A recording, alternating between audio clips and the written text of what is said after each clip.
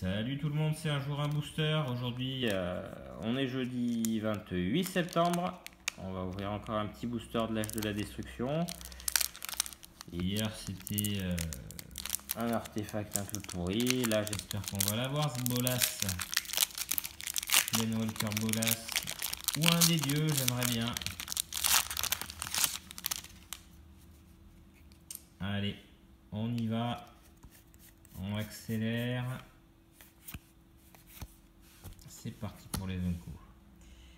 Donc, Dague du Valeureux, un équipement qui donne l'affliction 1. Donc ça, l'affliction, c'est une capacité qui fait que à chaque fois que la créature qui a l'affliction devient bloquée, l'adversaire perd un nombre de points de vie égal au nombre d'afflictions. Donc là, c'est 1, il perd un point de vie. C'est pas mal. Ça, il me semble qu'on l'a eu hier. C'est une Unco qui permet de créer un jeton guerrier avec la vigilance quand on la surmène. Un chasseur acharné. Un croco, tiens, 4-4 pour 4. Tant qu'une créature a un marqueur -1/-1 sur elle, lui, la vigilance et le contact mortel, donc ça le rend plutôt fort. Ça, c'est une bonne carte.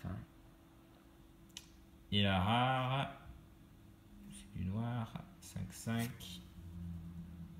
Éternel Amout, zombie, crocodile et démon. Pour 2, une 5-5. Donc elle doit avoir un petit défaut, je pense. Affliction 3. Donc elle doit avoir un autre défaut. À chaque fois qu'un adversaire lance un sort, on met un marqueur -1/-1 sur elle. Donc voilà.